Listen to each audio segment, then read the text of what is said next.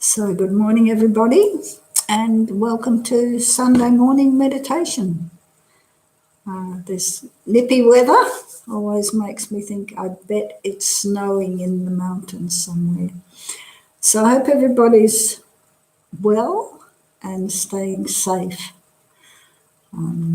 So, let's begin, as I always do, with some meditation just to relax and calm the body, because the body and mind are very closely interconnected. And if we have a still and calm body, that helps us to have a still and calm mind. But before we move into the relaxation, let's just set a very positive motivation for being here and putting our energy into something that is incredibly positive and beneficial.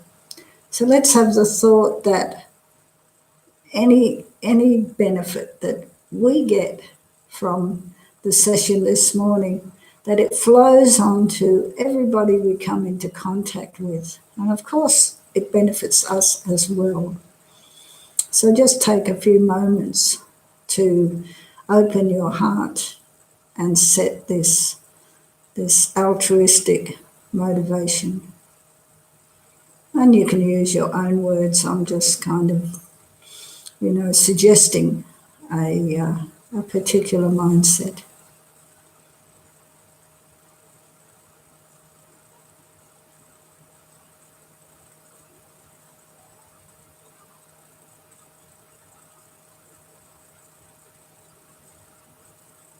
So make sure that you're sitting comfortably, whether you're on the floor, on a cushion, or sitting in a chair. Just feel the contact with the earth element, the solidity of the cushion or the chair.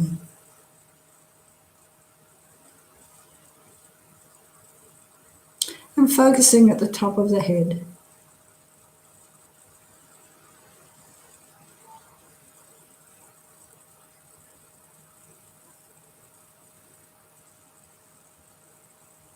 Having a sense of ease, openness,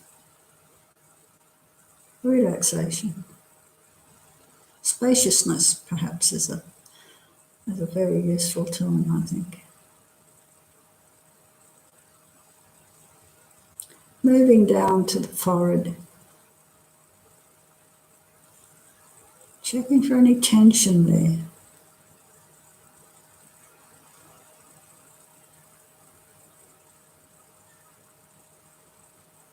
Forehead, the temples.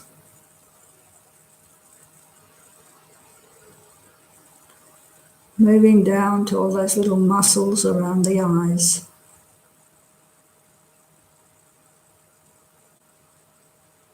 And relaxing the face.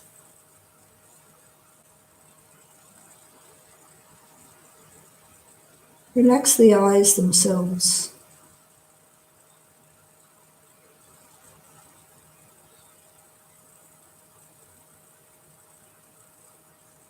Just that soft gaze that you have when you're daydreaming.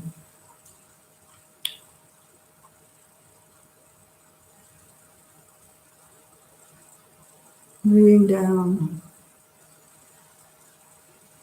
the area around the mouth.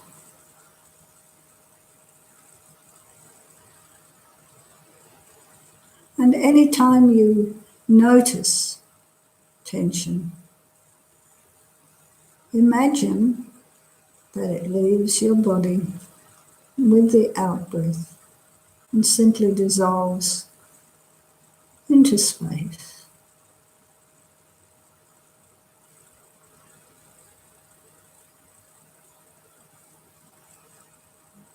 Relaxing the jaws, the throat,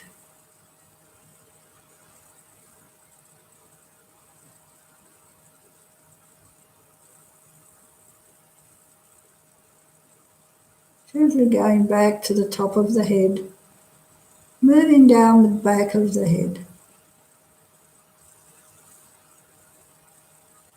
base of the skull, the neck, a lot of muscles there.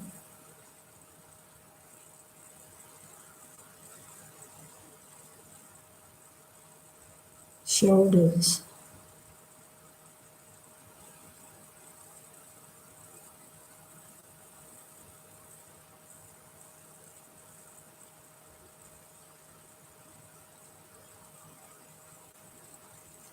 having your back straight but not rigid.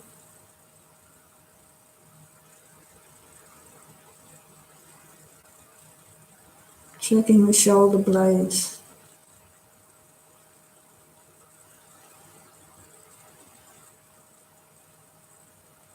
And then travelling down the spine all the way to the tailbone.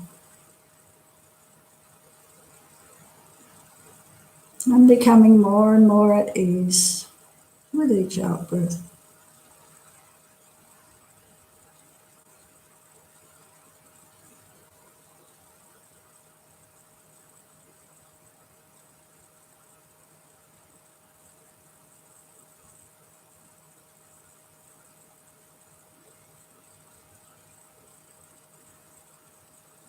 And coming to the front of the body, the upper chest,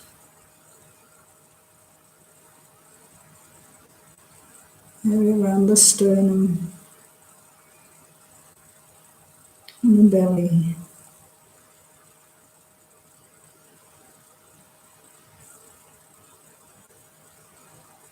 Feeling comfortable, supported, safe.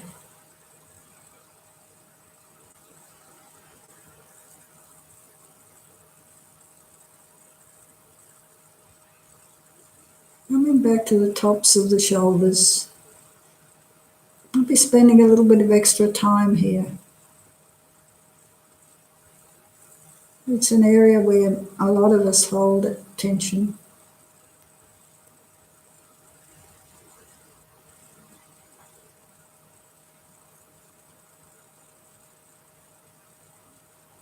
So acknowledging the tension and letting it go more and more with each out breath.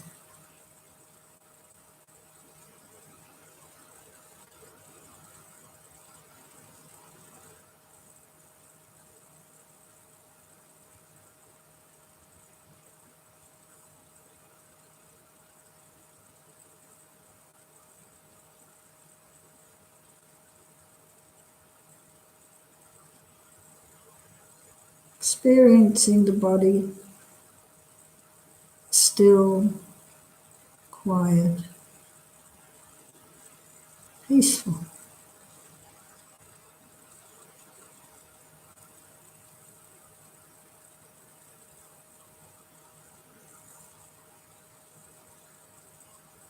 Then moving from the tops of the shoulders down to the elbows.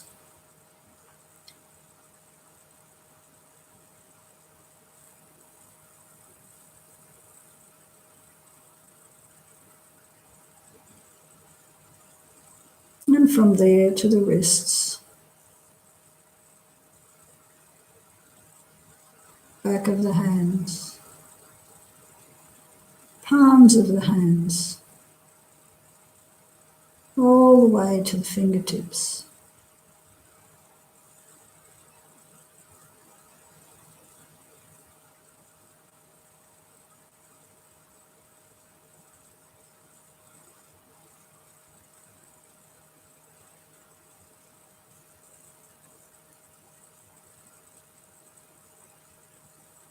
And now focusing on the hip joint.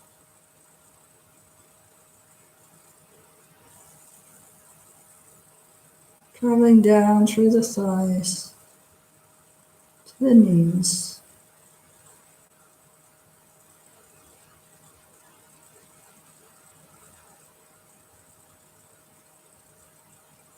down through the calves, chin, to the ankles,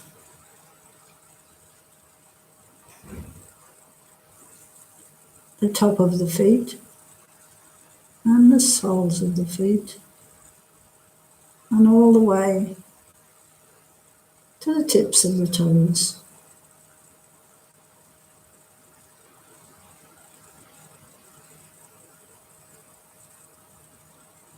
And then slowly in your own time travelling back from the toes all the way to the crown of the head.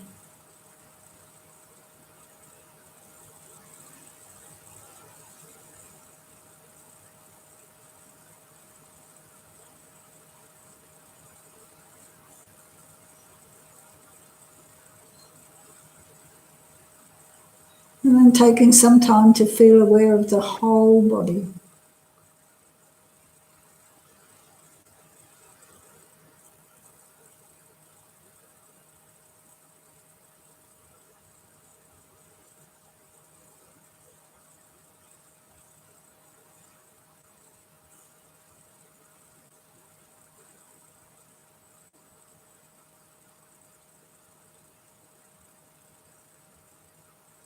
And then getting ready to move into the breathing meditation. Again, checking your posture, spine straight, shoulders slightly back,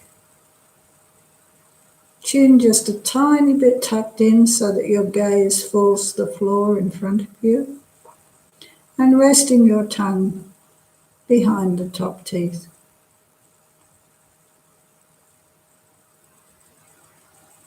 You can have your mouth just slightly open.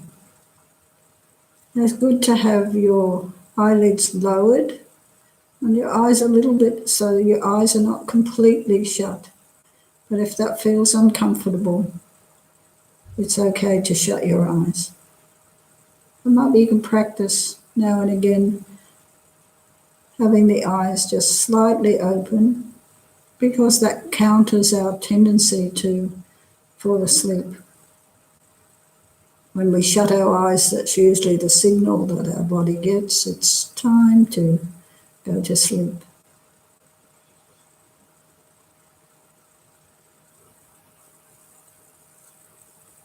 Resting our hands, right hand on top of left in our laps with our thumbs slightly touching, lightly touching, or having the hands palm down on our thighs or our knees, whatever is the most comfortable for you.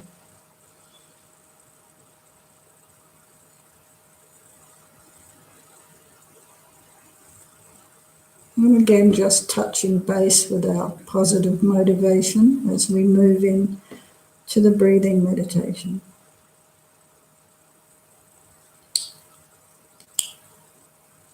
So as I always say, this meditation is simple, but not necessarily easy.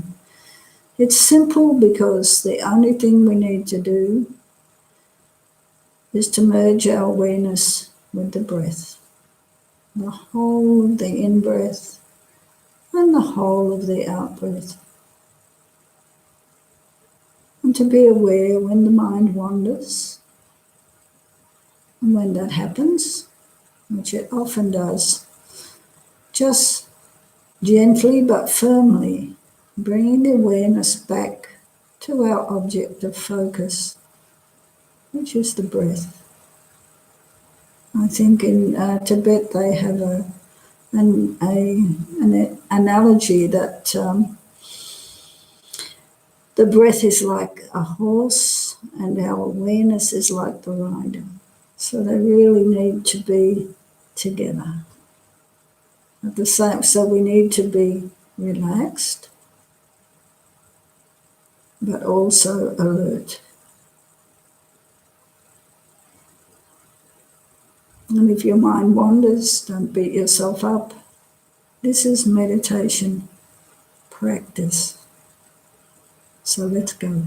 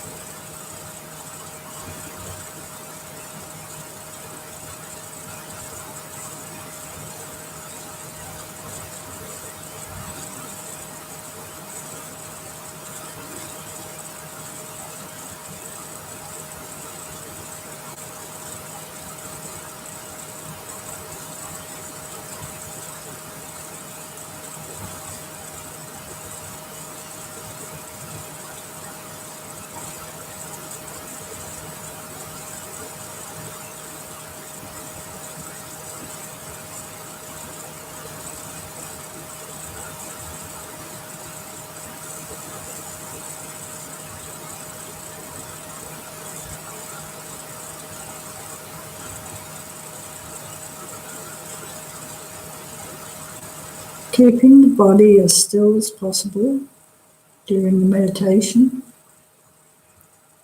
But if you notice that you've slouched over and your shoulders have crept up as you're doing your best to concentrate, it's perfectly okay to adjust your posture. Just do it slowly and gently with awareness.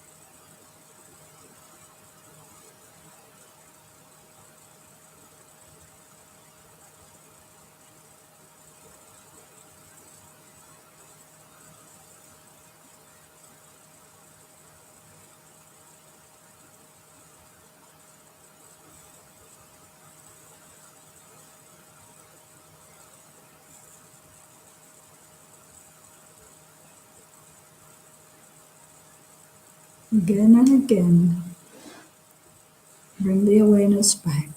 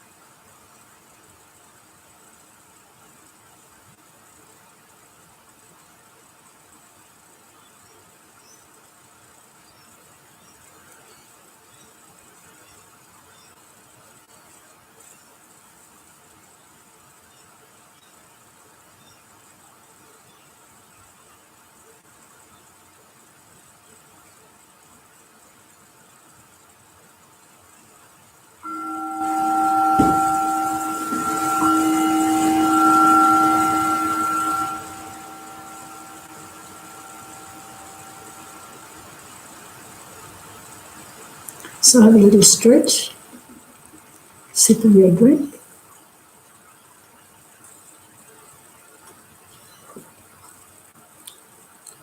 So remembering those few techniques that can help you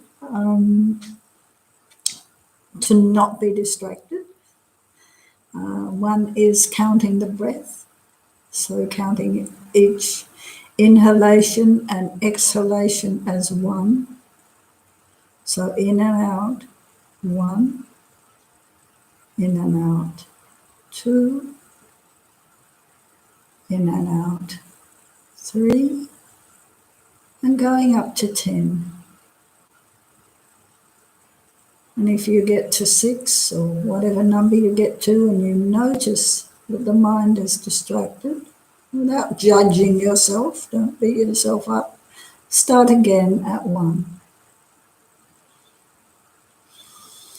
But remember, the focus is not on the numbers, that they're just like little trainer wheels on a bicycle when we're learning to ride.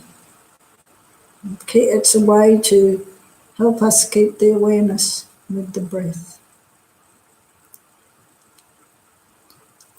If we find that our mind seems to be particularly busy, rather than focusing on the breath entering and leaving the nostrils, we can focus on the rise and fall of the abdomen. It's important not to see thoughts as the enemy.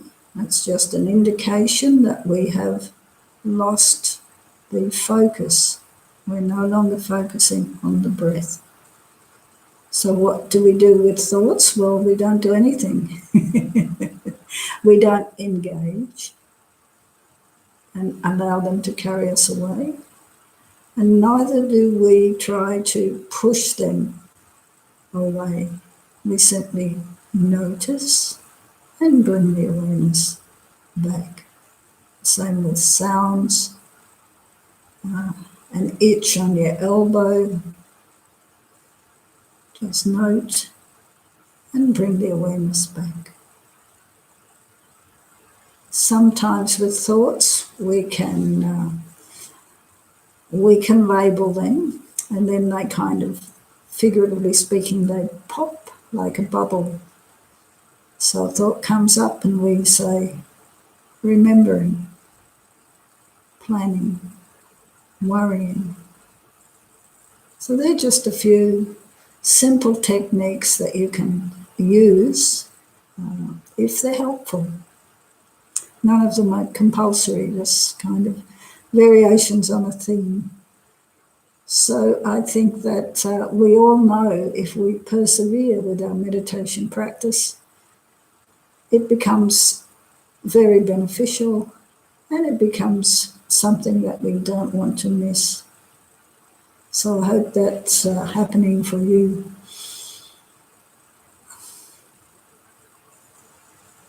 So I'm going to move on to an analytical meditation.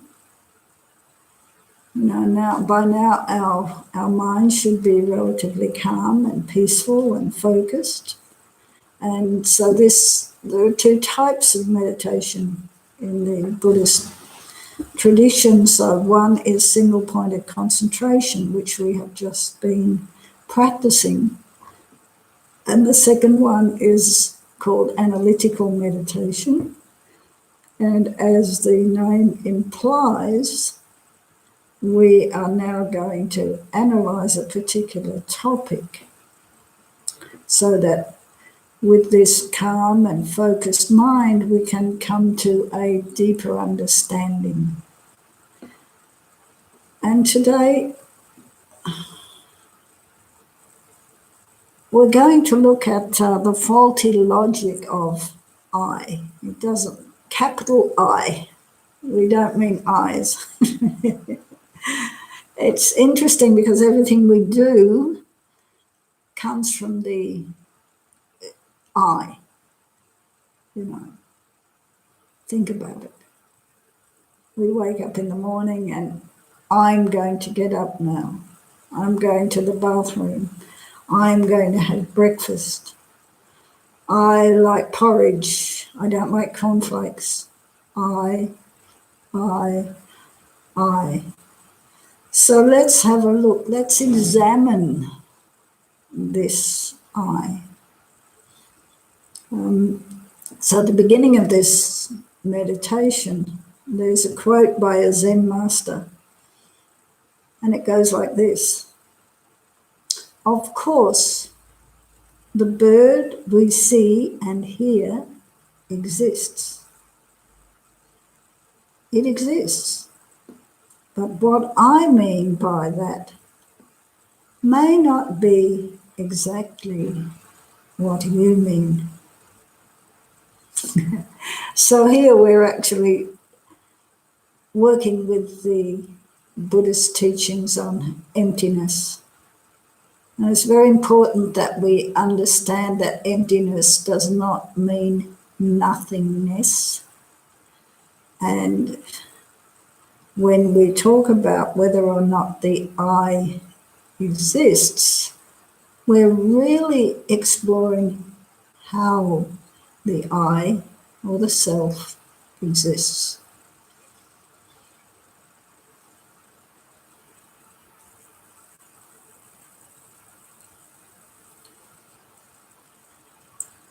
So let's move into it.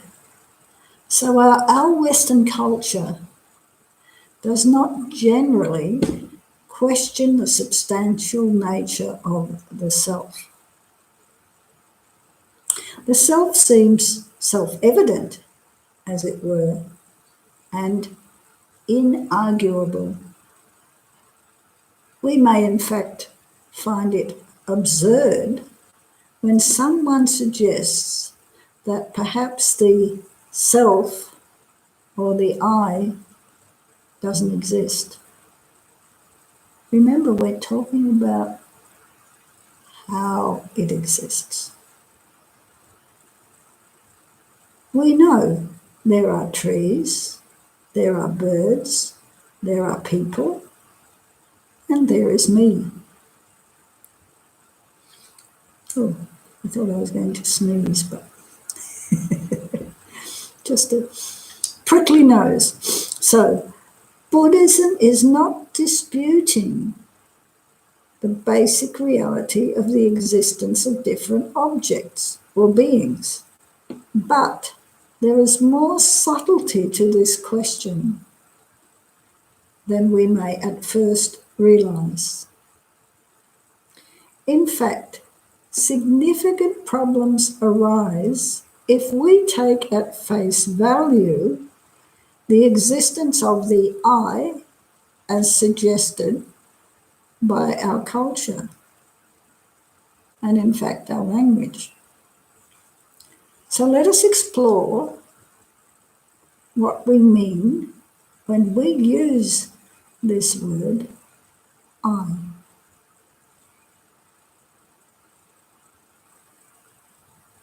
Suppose I were to ask you, how old are you?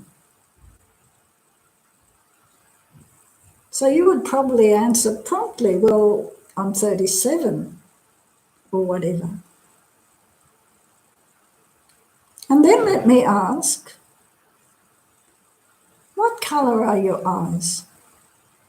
And again, the answer would come very easily. You would say, my eyes are blue or brown or green.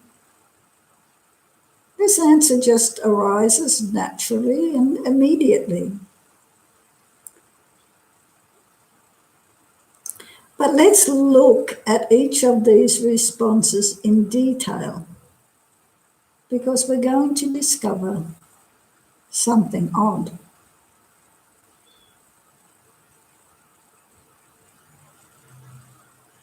When you say, I'm 37, you really mean this body is 37 years old, don't you?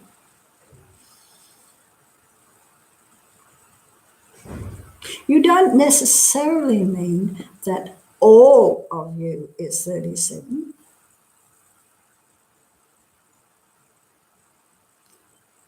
Are your thoughts that old? What about the ones we had while we were meditating?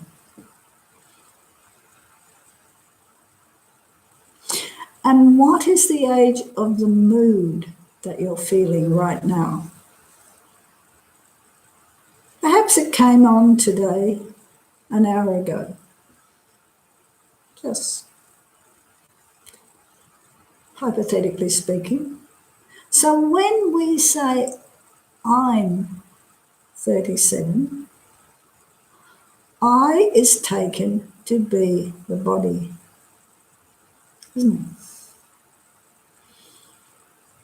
it? This tendency to equate oneself with an aspect of our experience is called identification. And in this case, identification with the body.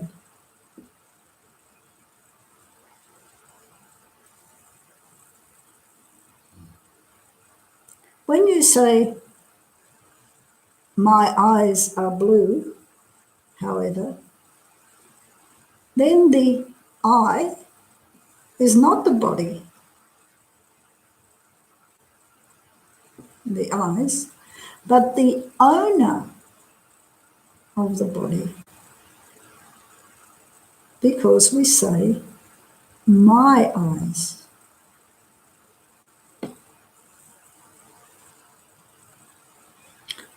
I, as owner, is a different form of identification.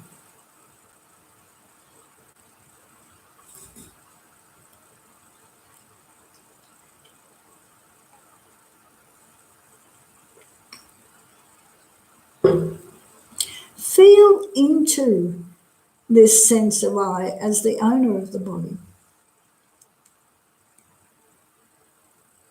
It's my body.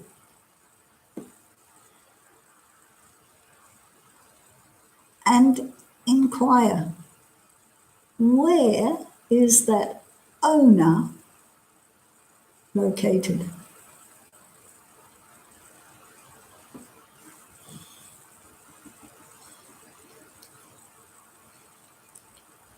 Are you able to pin down an owner?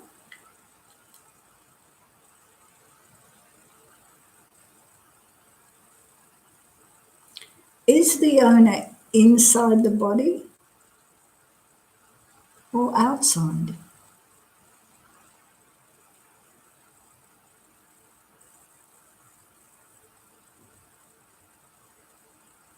Is the owner all of the space inside?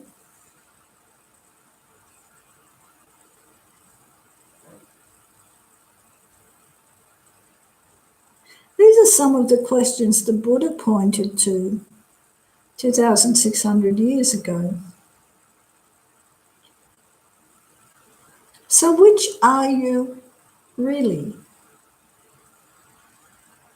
The body or something separate that somehow owns the body?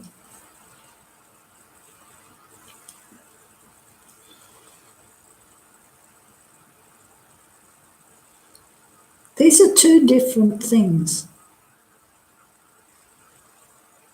Is it possible to be both?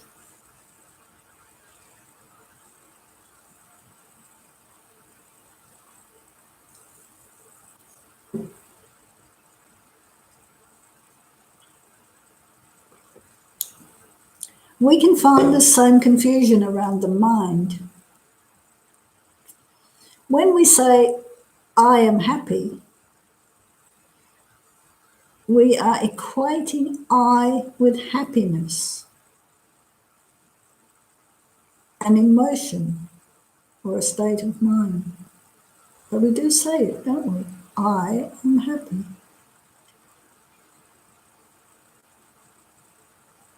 However, a minute or two later, you might talk about my joys and sorrows.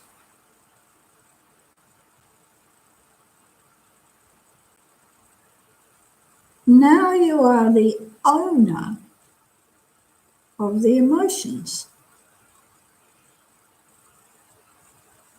These are two more ways to self-identify.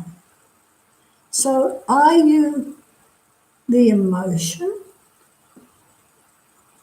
or are you its owner?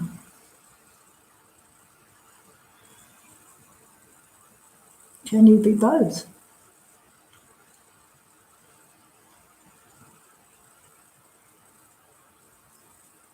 So it's interesting to note that there is another place that the I lays claim. I is sometimes felt as the observer of the whole show. It can feel as though there's a small entity located inside the head, just behind the eyes. And this being is the center of everything. It watches sights, it hears sounds, it smells odors, it thinks thoughts, and it feels emotions.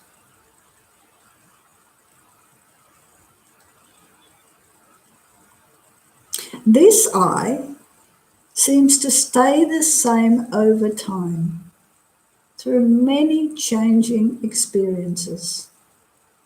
It appears to accomplish this by remaining separate from what is observed.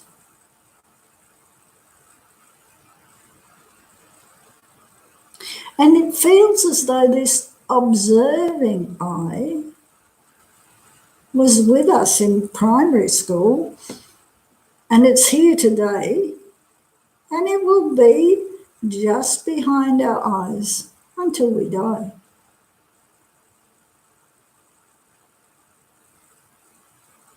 The identification here as the observer is in reality taking as I, the activity of consciousness,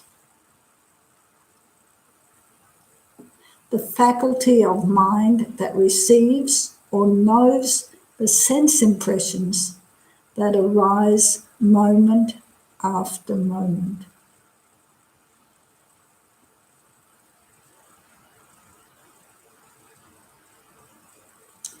Consciousness may feel like a permanent, stable aspect of our experience. But the Buddha said that consciousness arises and passes with each new sense impression.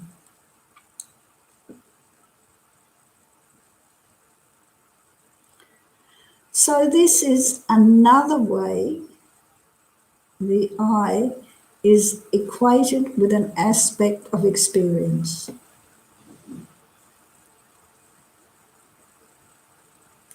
We now have found 5 meanings for I.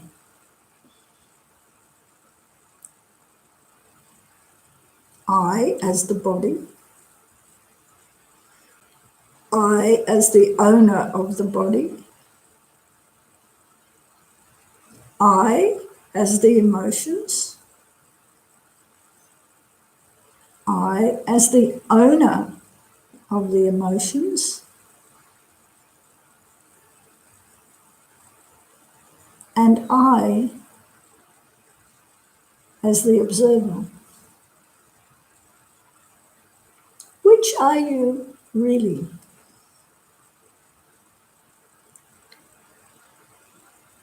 You might reply, well, I'm all of them. I'm my body and it belongs to me. I'm my thoughts and feelings and they belong to me. And I'm something apart from them watching it all.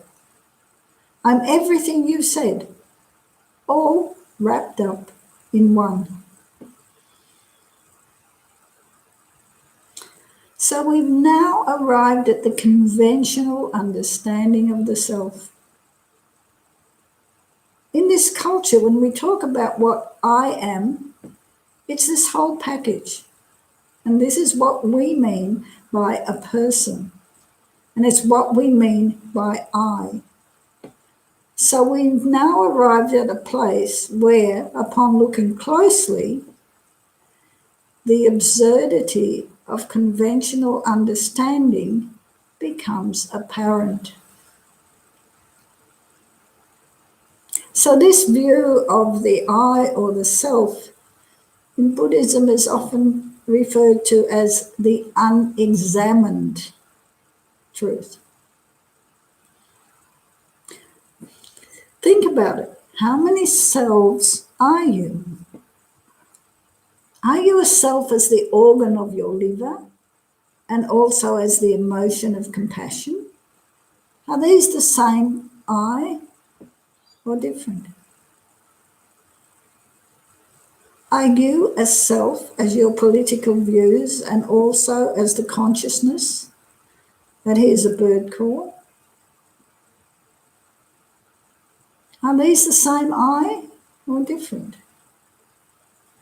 Are you a self who is changing every moment as the body does, with its pulses and its respiration and its digestion?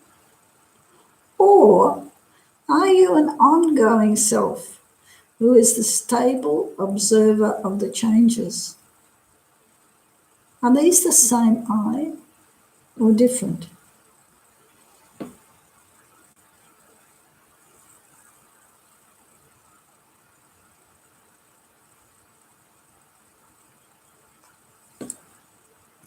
When we look into these questions,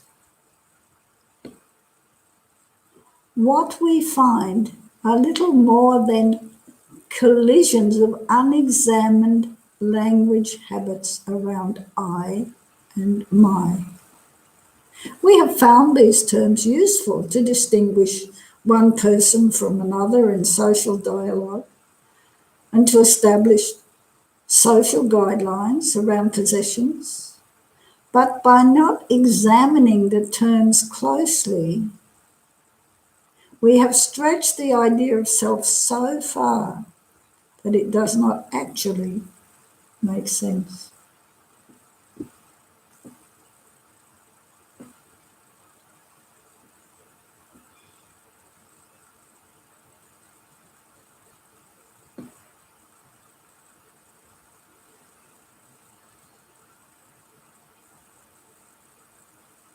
It is not a problem to adopt a social convention that says that we will use the terms I and my when we speak to one another in order to distinguish where an experience is taking place, but it becomes problematic when we are lulled into believing that these terms actually refer to some real thing that exists.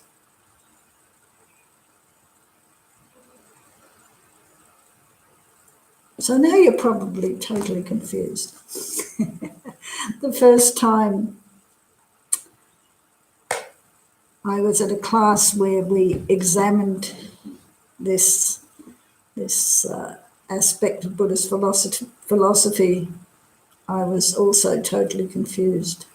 But I hope this meditation, my wish is that this meditation just, is opening the door a tiny bit and encouraging you to examine what is this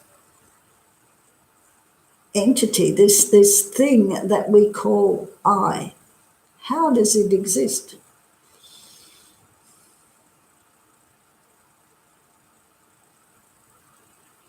So be very careful here. We're not saying that the I or the self doesn't exist. If you're sitting there now and perhaps having a thought that you don't exist, please pinch yourself. You definitely exist. This whole topic of emptiness is looking at how things exist. You definitely exist, for sure. I mean, you're sitting here, well, you're sitting there,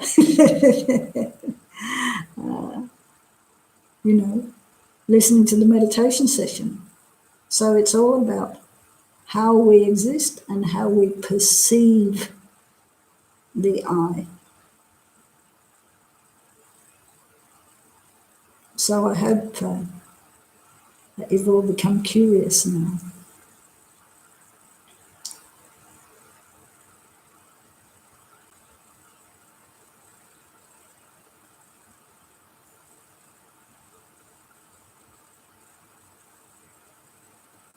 It's wonderful that we're able to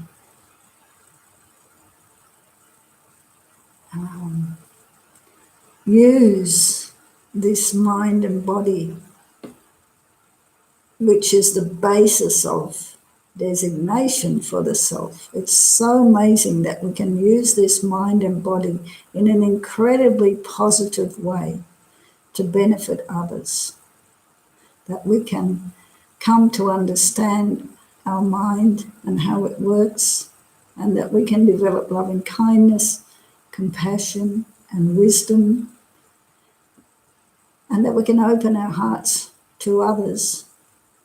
And particularly in this difficult time, it is so touching to see all the acts of kindness that people have been engaged in for the benefit of, in many cases, complete strangers. So let's dedicate the positive energy of this morning's meditation to the happiness and well-being of everybody on this planet.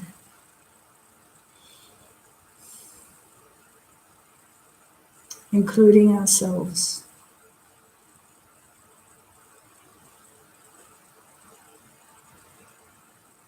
And please do your best to stay at home as much as possible, and within the confines of the new rules for this new world, continue to do whatever you can to benefit others. Thank you very much for joining me, and enjoy the rest of your day. Thank you.